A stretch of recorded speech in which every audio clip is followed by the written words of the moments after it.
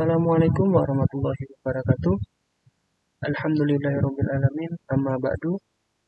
Yang kami hormati Bapak dosen mata kuliah probabilitas dan statistika, yaitu Bapak Ari Yunali SPD MSI, dan segenap teman-temanku yang kami hormati. Kali ini kami akan mempresentasikan sebuah PowerPoint tentang distribusi I kuadrat.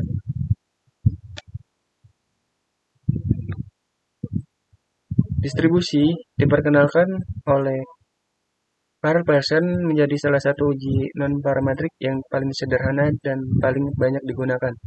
Distribusi chi-square merupakan distribusi yang digunakan untuk mengetahui perbedaan observasi dengan nilai harapan dari kelompok sampel. Dalam aplikasinya, distribusi chi-square diterapkan dalam uji chi-square. Uji chi-square merupakan salah satu teknik analisa yang bersifat komparasional yang berdasar pada perbedaan frekuensi data yang sedang diobservasi. Perbedaan ukuran pada frekuensi observasi dan frekuensi yang diharapkan menggunakan uji chi-square atau X kuadrat. Adapun rumus chi-square adalah sebagai berikut. X kuadrat O1 dikurang E1 kuadrat per E1 ditambah O2 dikurang E2 kuadrat per E2 plus ditambah titik-titik ditambah ON dikurang EN kuadrat per EN sama dengan sigma N I sama dengan 1 O I dikurang E1 kuadrat per E1. Hal ini menunjukkan semakin besar perbedaan antara frekuensi observasi dan frekuensi harapan, maka semakin besar pula nilai X kuadrat. Beberapa hal menarik tentang distribusi chi-square. 1. Total area yang berada di bawah area kurva adalah 1. 2. Kurva distribusi chi-square selalu melenceng kanan. 3. Semakin besar jumlah derajat kebebasan kurva distribusi chi-square semakin mendekati distribusi normal. 4. Rata-rata dari distribusi chi-square adalah derajat kebebasan, sedangkan variansinya adalah 2 kali derajat kebebasan. 5. Ketika nilai derajat kebebasan adalah 3 atau lebih, puncak dari distribusi chi-square sama dengan df min 2. Nilai ini merupakan cara untuk menentukan nilai modus pada distribusi chi-square. Kapan distribusi chi-square digunakan? Jadi digunakan ketika etik 1, yaitu ketika ada sedikit atau tidak ada asumsi tentang parameter dari populasi terkait. Yang kedua yaitu digunakan pada data kategorikal atau data kualitatif dengan menggunakan tabel kontingensi. 3. Digunakan untuk mengevaluasi sampel dan proporsi yang untuk berpasang-pasangan atau bersifat independen satu sama lain. 4. Data harus bentuk frekuensi. 5. Jumlah sampel N harus cukup besar. Apa sih jenis-jenis uji square itu terbagi jadi 3, yaitu pertama uji square satu sampel, yaitu pengujian hipotesis tentang perbandingan antara frekuensi sampel yang benar-benar terjadi, atau yaitu frekuensi sampel disimbolkan dengan observasi atau O dengan frekuensi harapan berdasarkan hipotesis tertentu pada setiap pengujian. Contoh uji square satu sampel itu seorang direktur tertarik untuk mengetahui apakah jumlah kunjungan di RSUD sama setiap harinya. Untuk membuktikan hal tersebut, direktur mengumpulkan data pengunjung selama 7 hari dan melakukan pengujian. Terus yang kedua itu uji square 2 sampel, ujian hipotesis yang digunakan untuk mengetahui apakah terdapat perbedaan yang signifikan atau tidak dari 2 kelompok sampel. 2 kelompok sampel ini nantinya dikelompokkan menurut klasifikasi tertentu. Yaitu contohnya 2 sampel adalah saat ini mengetahui apakah terdapat perbedaan kondisi udara atau udara bersih atau tercemar dengan penyakit paru-paru yang diderita oleh warga sekitar. Terus yang ketiga itu uji square K sampel, penerapan distribusi chi-square untuk uji hipotesis yang bertujuan untuk mengetahui apakah terdapat perbedaan dengan pengaruh antara lebih dari dua kelompok sampel menurut klasifikasi tertentu.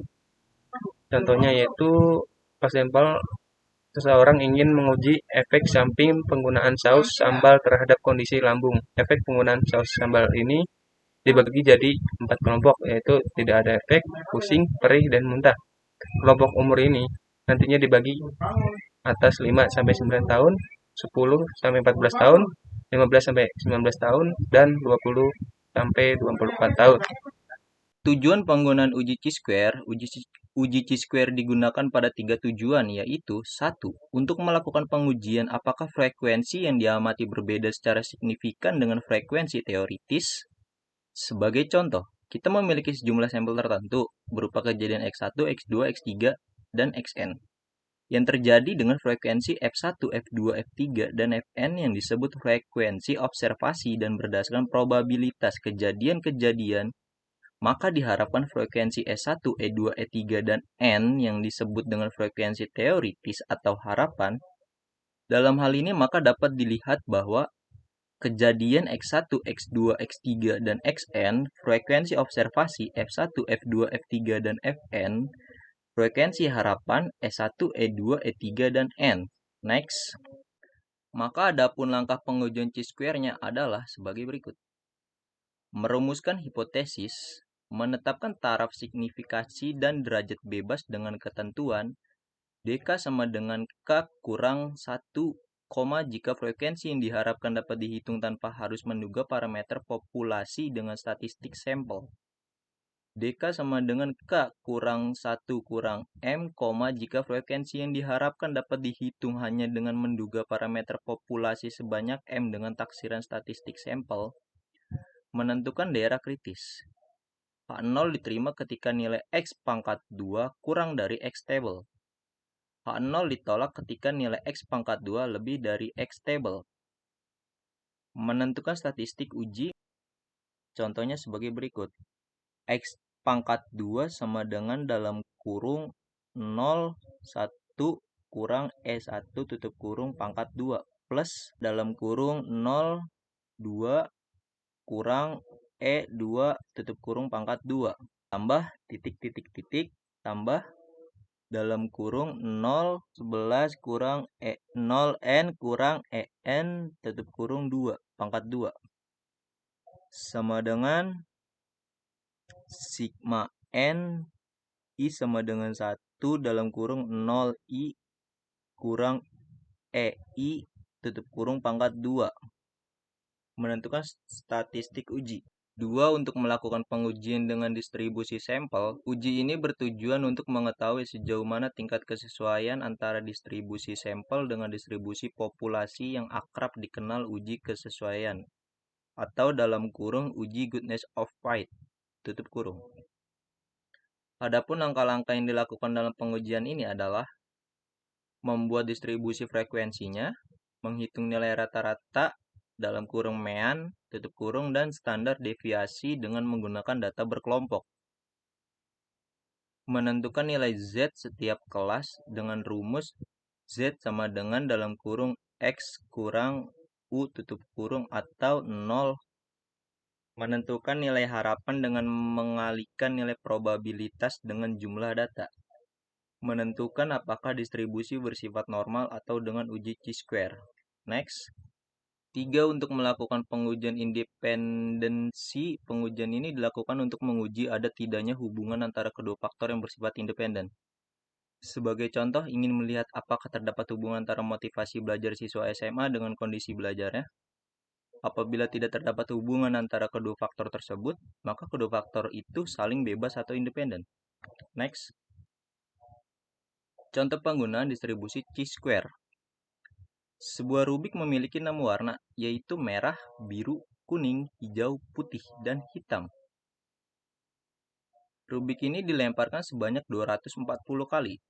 Frekuensi yang bisa muncul adalah warna pada rubik yaitu merah, biru, kuning, hijau, putih, dan hitam. Dengan frekuensi masing-masing adalah 36, 42, 48, 31, 35, 48. Ujilah apakah rubik tersebut simetris. Warna rubik merah, biru, kuning, hijau, putih, hitam.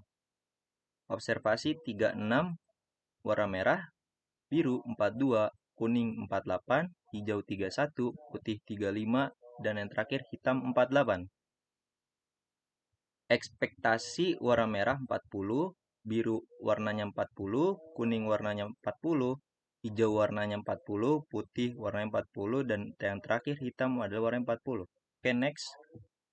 Peluang terpilih satu warna adalah 1/6, sehingga frekuensi ekspektasi adalah 1/6 kali 240 sama dengan 40.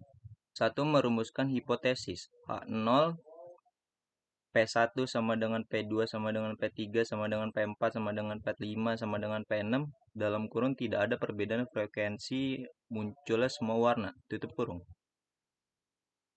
H1 P1 pagar PN dalam kurung setidaknya ada satu frekuensi warna yang tidak sama tutup kurung. 2. Menetapkan taraf signifikasi dan derajat bebas, dengan ketentuan sebagai berikut. A sama dengan 5% sama dengan 0,05. DK sama dengan N kurang 1 sama dengan 5. Next. Melakukan pengujian statistik. X pangkat 2 sama dengan sigma I2 I sama dengan 1 dalam kurung 0I kurang EI tutup kurung pangkat 2 per EI. X pangkat 2 sama dengan dalam kurung 36 kurang 40 tutup kurung pangkat 2 per 40 tambah dalam kurung 42 kurang 40 tutup kurung pangkat 2 per 40 tambah dalam kurung 48 kurang 40 tutup kurung pangkat 2 per 40 tambah 31 kurang 40 pangkat 2 per 40 tambah 35 kurang 40 pangkat 2 per 40 tambah 48 kurang 40 per pangkat 2 per 40. X2 sama dengan 16 per 40 tambah 4 per 40 tambah 64 per 40 tambah 81 per 40 tambah 25 per 40 tambah 64 per 40 sama dengan 254 per 40 atau sama dengan 6,35. Nomor 5. Penarikan kesimpulan. Pada X pangkat 2 tabel dengan signifikasi 0,05 dan derajat bebas 5 diketahui nilainya adalah 11,07, maka karena nilai X pangkat 2 hitung sama dengan 6,35 lebih dari sama dengan X table sama dengan 11,07, maka 3 gagal menolak H0 titik, artinya tidak terdapat perbedaan frekuensi munculnya semua warna yang menandakan bahwa dadu simetris. Next. Kesimpulan. Distribusi chi-square merupakan distribusi sampling yang digunakan untuk mengetahui perbedaan observasi dengan nilai harapan dari kelompok sampel. Dalam penerapannya, distribusi chi-square diterapkan dalam uji chi-square. Terdapat 3 jenis uji chi-square berdasarkan jenis sampel. 1. Uji chi-square 1 sampel, 2. Uji chi-square 2 sampel, 3. Uji chi-square K sampel. Distribusi chi-square biasa digunakan dalam 1. Pengujian apakah frekuensi yang diamati berbeda dengan secara signifikan dengan frekuensi teoritis. 2. Pengujian dengan distribusi sampel. 3. Pengujian independensi. Next. Terima kasih. Sekian dari saya, Rizky Haryadi dari kelompok 5, menjelaskan tentang uji chi-square.